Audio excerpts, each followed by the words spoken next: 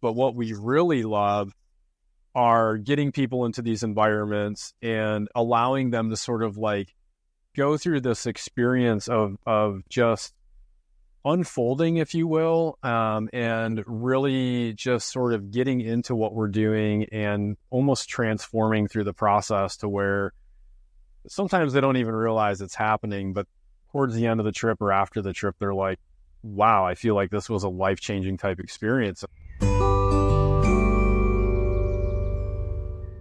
So joining us today is the owner of a company that offers a variety of backcountry adventures throughout the famous Kenai Peninsula and beyond. After 60 seconds of reviewing his website, www.kenaibackcountryadventures.com, you'll be in awe with all the great options. Thankfully, we have the expert here today who can guide you on a virtual tour.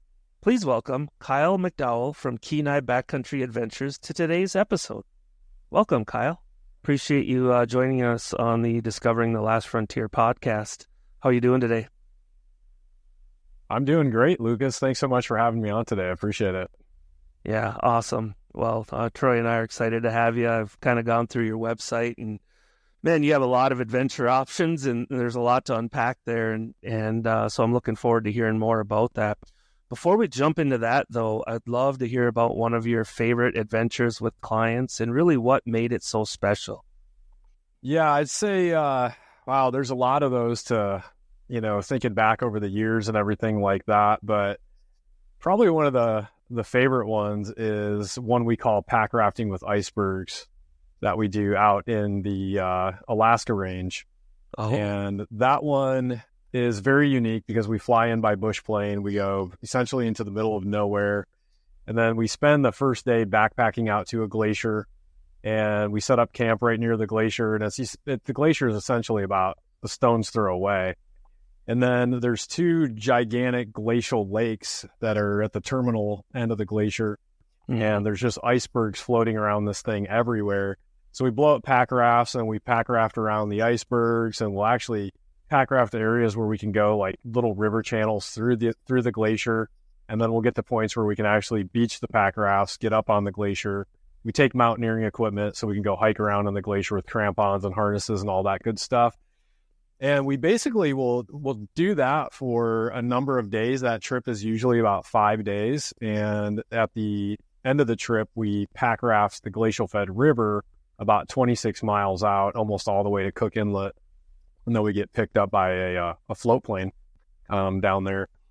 And so it's that one's probably one of my favorite ones for the sheer fact that it's not something people really get to do. Pack rafting is certainly gaining a lot more popularity around the world, but to get out in Alaska, deep in the backcountry, pack raft around glaciers, hike around on glaciers, and just be in pure solitude, classic wilderness, is really unique. So it's a very eye-opening experience for people, and they also really get to be completely immersed in a true Alaskana type experience and just be one with nature and really learn about the area and get to know it. And it's just absolutely amazing. Wow, that sounds really cool. Do you typically see wildlife on a trip like that? That particular area we do. We see a lot of moose. We see a lot of bears out in that particular area. There's some areas, believe it or not, out in the Alaska range, we won't even really see that much wildlife. When we do expeditions and day tours and whatnot on the Kenai Peninsula, we see wildlife everywhere on the Kenai. So when you talk about bears, you're talking about brown bears, you're talking about black bears? Both. Yeah. Both. So that particular trip, we'll see black bears and brown bears out there. That sounds awesome. Yeah, it's amazing.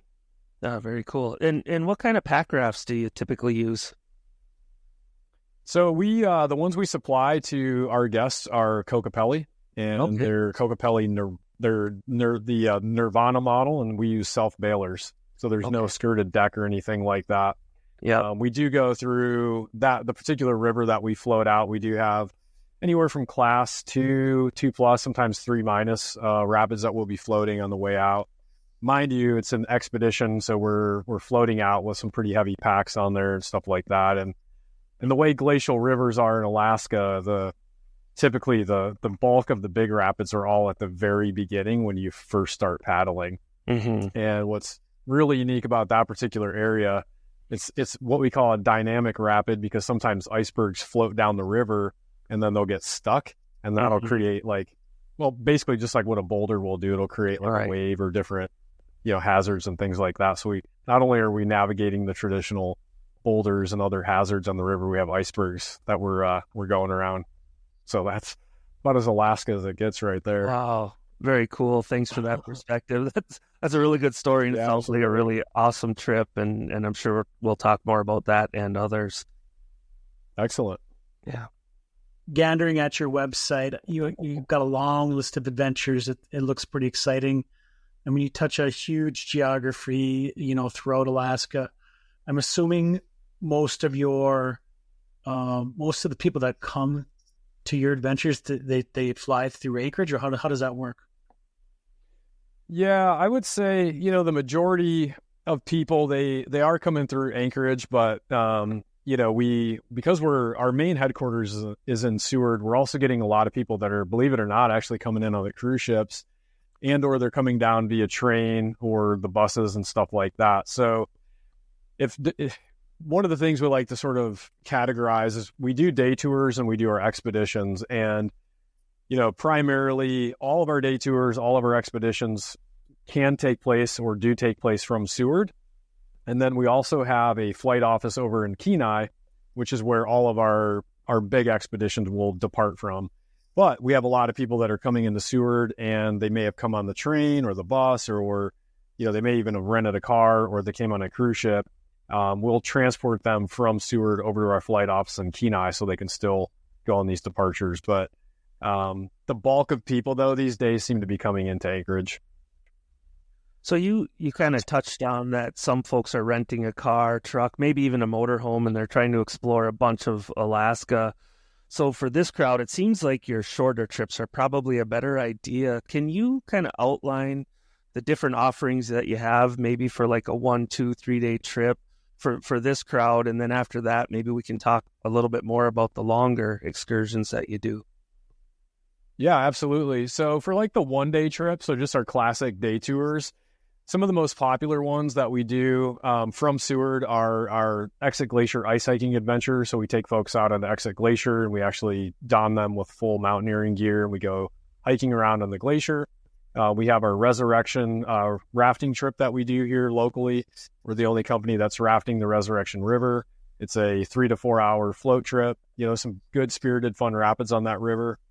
And then we also do a series of hiking tours around the Seward area, and they're anything from, beautiful wilderness style hikes to mountain hikes. We'll take people up on some of these mountains around here. And then we also do bear viewing tours as well. The bear viewing tours are actually taking place in Lake Clark National Park, but we do have a departure from Seward. It's a 12-hour day, but we basically drive people from Seward to our flight office in Kenai. We'll fly out, we'll do a 6-hour bear viewing tour, come back, and then transport them back to Seward. That's been really popular because so many people are coming into the area, they don't have transportation. They may not even have that motorhome or rental car. So that works beautifully because everybody usually wants to see bears when they come to Alaska. So those are kind of like our 4 most popular. And then some of the 2 and 3 day trips. So a few of those we do here locally. We have Exit Glacier overnight adventure. So we take people out onto Exit Glacier, and we camp near the glacier on the side of the glacier. And then, so you're basically getting like 2 full days of glacier hiking in with a super sweet backcountry camping trip mixed into it.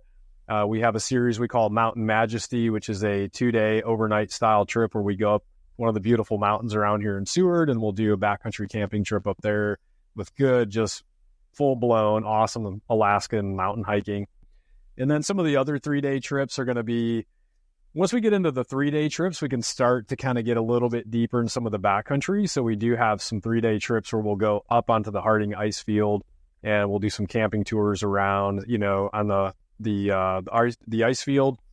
And then we also have some glacier expeditions that we do that are 3 days, as well as some mountain backpacking tours and things like that, especially in the Kenai Mountains, because you get up in that beautiful tundra in the Kenai, and even in 3 days, you can cover some good ground out there. Man, that sounds like a lot of really cool trips, and that you can get done in a day, 2 or 3, which is nice. That can pick up a lot of different folks.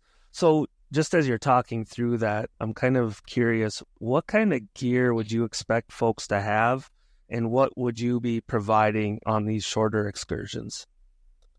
Yeah, so the shorter excursions, we try to make those as turnkey and all-inclusive as possible, because we actually will have people that'll come into town.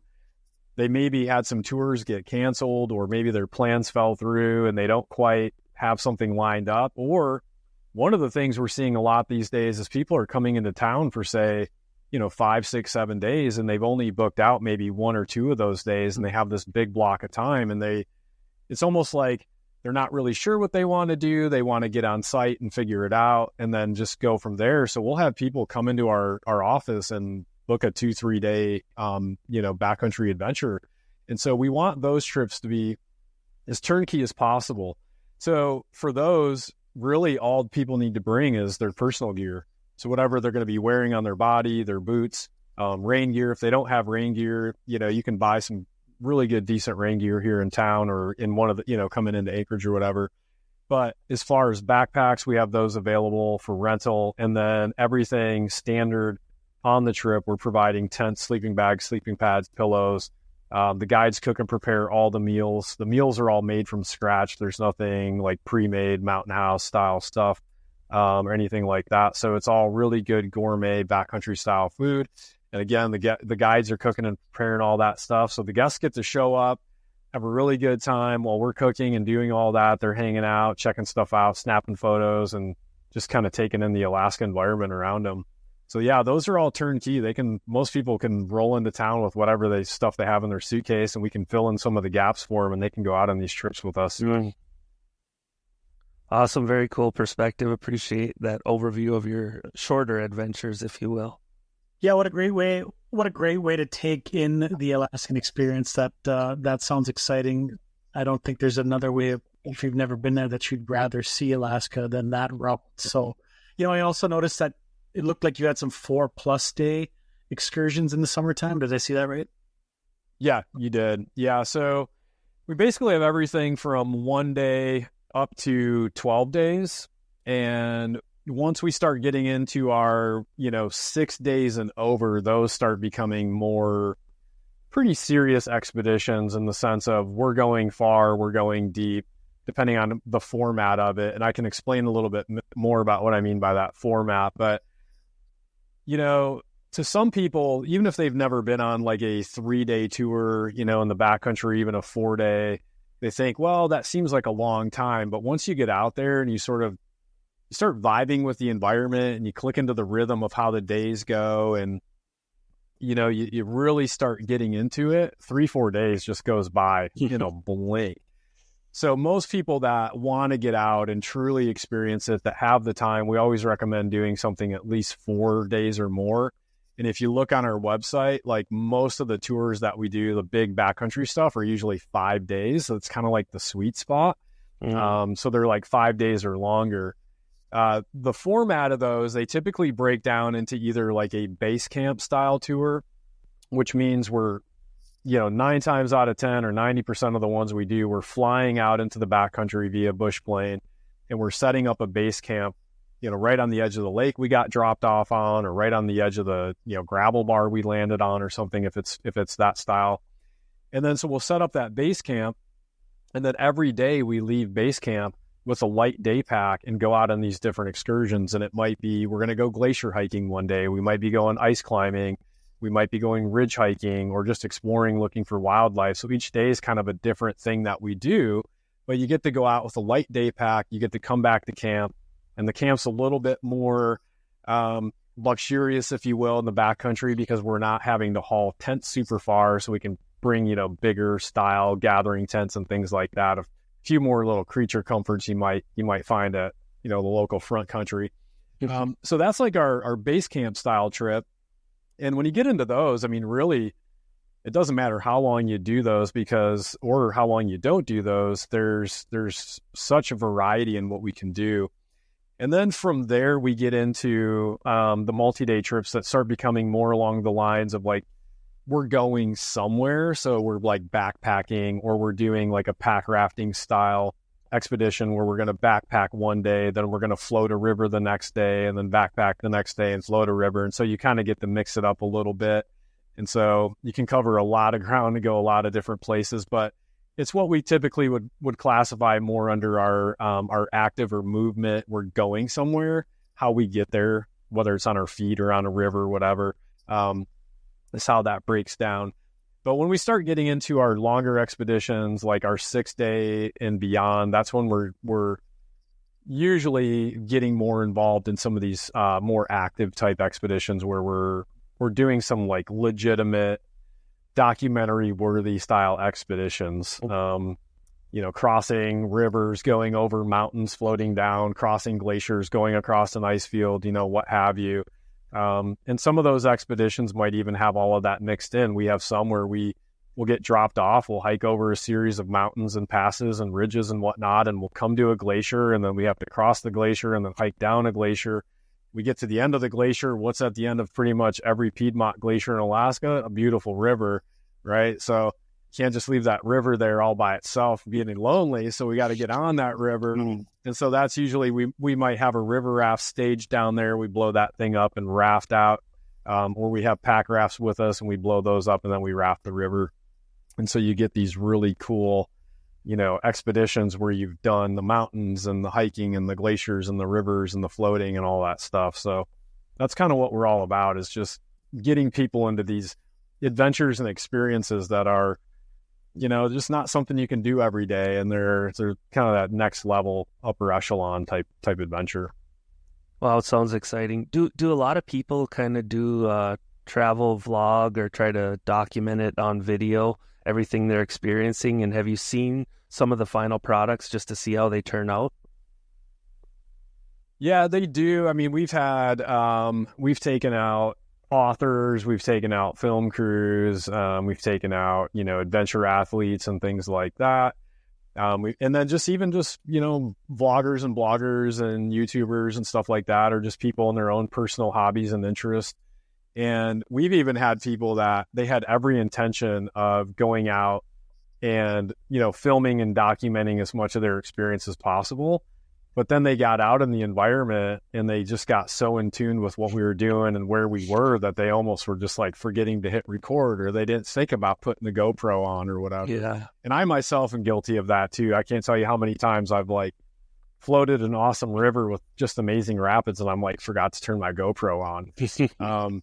So it happens to the best of us, but yeah, no, people definitely do. I think especially nowadays, but and we certainly encourage that. We love that just as much as everyone else. But what we really love are getting people into these environments and allowing them to sort of like go through this experience of just unfolding, if you will, and really just sort of getting into what we're doing and almost transforming through the process to where sometimes they don't even realize it's happening, but towards the end of the trip or after the trip, they're like, wow, I feel like this was a life-changing type experience. And my life is completely different now. I'm looking at things different. Or especially when we take families out and they've had a way to bond with their children that they never thought they'd ever be able to do. And so doing that sort of like digital detox in some of these trips is really important, right? Like the phone is now just a clock or it's a camera. It's no longer a device you can, distract yourself with so much or whatever. So that's a really cool thing to do. And that's really what we love to do on our trips, is like just really immerse people into the experience, into the adventure, and do something that you can't really do in the modern world so much these days. And that's just be present with who you are, be present with where you are or who you're with. And really just kind of allow that process to, unfold and take place and really get into it. So because of that, again, we've had some people come out with the best intentions of documenting and filming, and they sort of slipped into that. And then they're like, oh, we've been here 3 days and I've gotten 10 seconds of video, so. What's great to hear is that I'm not the only one that does that, and I'm doing it all the time, where it's like And if I had footage of all the cool things I didn't capture, I could have some pretty epic documentaries built. But that's okay too. Oh, absolutely. Yes.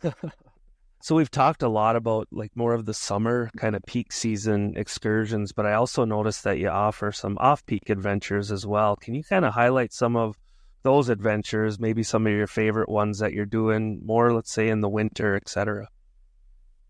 Yeah, absolutely. So as you guys know, familiar with Alaska, I mean, we really only have 2 seasons in Alaska. I think it's summer and it's winter.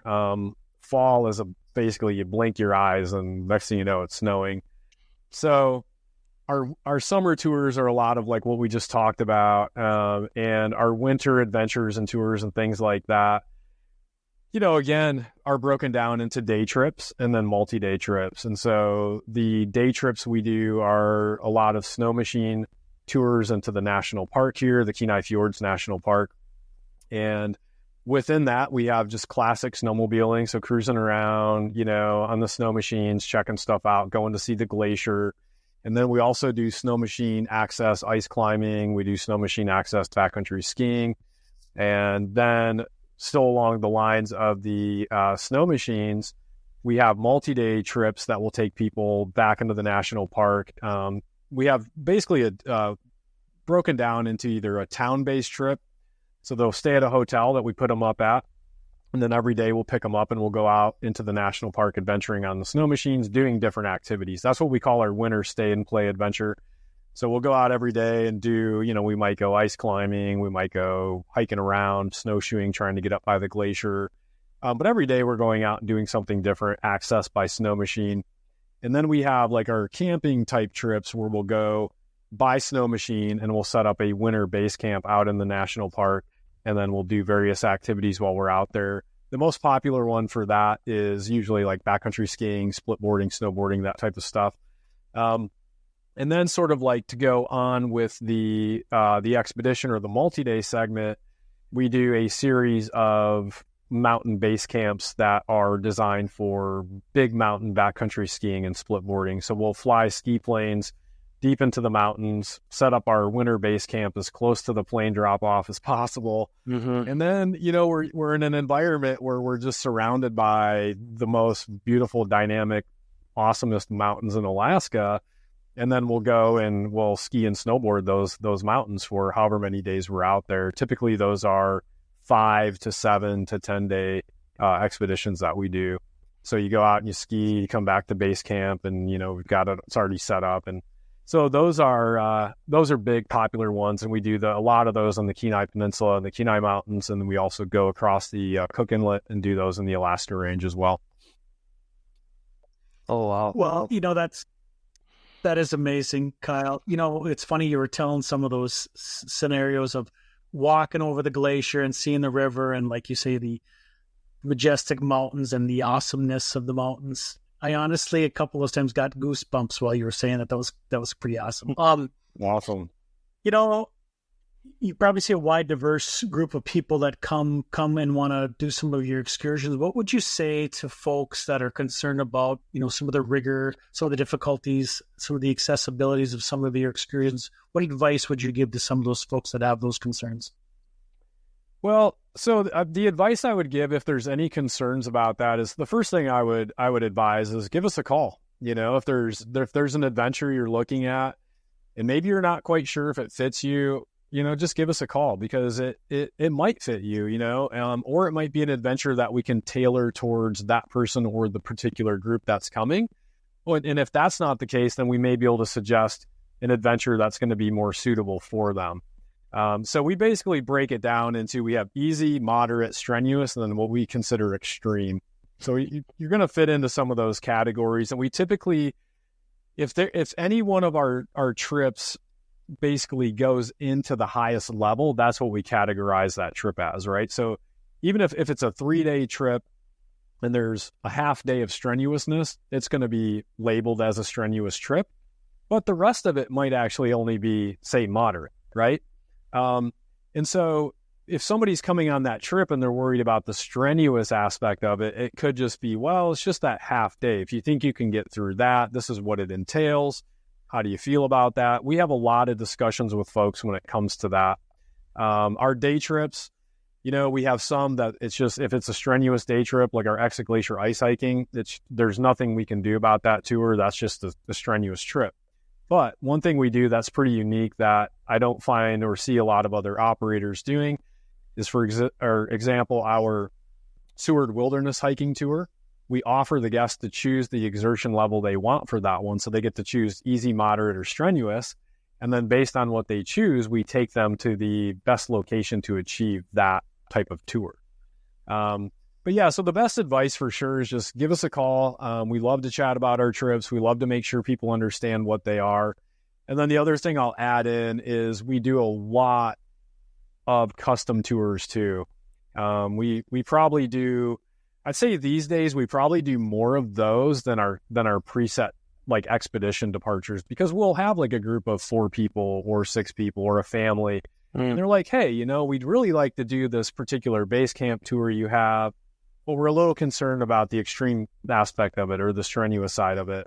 And we're like, cool, well, let's talk about what it is you can do, what you'd like to do, what enjoyment level you'd like to have out of it. And then we'll just take them to a place that we can achieve that with. We have so much area that we operate in, and we know all these areas so well that you just tell me what kind of river you want to float, what you want to see, type of hiking you want, and we just know exactly where to take you to achieve all that. And it's not just to achieve all that, but at the same time, we're going to, make this a just world-class lifetime memory type experience as well. Wow, that sounds really good. Actually, I'm sold. Like, I'm ready to go book something. I think Troy is too. That's sweet. So for listeners who might be a little bit intimidated by wildlife and maybe specifically bear or maybe heights on certain hikes, can you kind of outline the high-level safety protocols that you follow once you're out in the field and you're out doing the activities? Yeah. As far as the protocols go, I mean, we could almost have a half-day seminar about that, because that's essentially the framework of what we do. So all that's based on safety and the risk management, risk mitigation. And so we have very, very strict protocols. And one thing I'll kind of maybe start a little bit with the end in mind, but we operate all of our trips from this risk management, risk mitigation, safety protocol framework, whether it's an expedition or it's a day tour. And so even if we're going out for 2 hours or 4 hours, 6 hours or 8 hours, we're going to treat that trip the same way we would treat as if we're going to be out in the mountains for 6 days. So we're looking at it through the lens of safety in that regard, right? So when you get dropped off in the middle of nowhere by a bush plane and you don't have a quick way out, you want to make sure you're staying safe, right? So it's all about mitigating that risk as much as possible. Now, that all comes from the protocols, and those protocols are multifaceted or multi-layered, because we have wildlife protocols, we have just basic terrain protocols and things like that. And those are zero tolerance. There's no wiggle room. There's no gray area. It's like, this is how it is. This is what we're doing. We don't make any exceptions to these things. And, they work. And, one thing I haven't touched on from the wildlife safety aspect is we operate bear expeditions where we take people into highly densely populated brown bear habitat, and we set up a camp and we live with the bears for 3, 4, 5, 6, 7 days. And we're camping. And it's just us out there with the bears. And in order to do that successfully, you have to have a true deep understanding of bears and their behavior and how they operate and what makes them tick, more or less. But you have to have very sound, fundamentally, tested and proven protocols in order to operate in those environments, because if you don't, the bears are going to let you know. And we have had some other companies try to copy some of these tours, and usually the first day is unsuccessful. Or has been for some of the people who have tried doing it, because it's not easy to go set up a camp and live with people that have never been in that environment, that are used to living in environments where you don't even have to think about food sitting on your front porch or something like that, or a trash bag out in your backyard, right? Like, you guys know, you don't leave anything like that outside your house here. So now you're going into a camping environment where you're surrounded by bears. Like, we're purposely putting ourselves in that environment. Again, I know it's kind of a long-winded explanation of that, but I like to highlight that because that knowledge, that wisdom, that experience that we've gained over all these years of doing that, we also implore that into our day tours as well, right? And it's not uncommon to see bears. I mean, you see bears all over Alaska, but it's not uncommon to see those on most of the trips we do. And it's exciting for guests, right? It's really exciting for them to see bears. It's what most people want.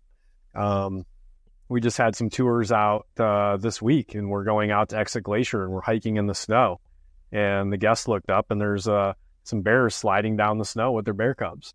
And the guests got to see that. And then, a little while later, there's, 30 yards off the trail, there's a black bear up in the cottonwood walking across the branch, so, and that's pretty early season, and we're just middle of May right now or something like that. So it's pretty exciting to see. But anyway, so safety is at the foundation paramount of everything we do. And, going into all these areas we do, doing the types of things we do, you have to have that very significant layer in order to really operate safely and do this stuff.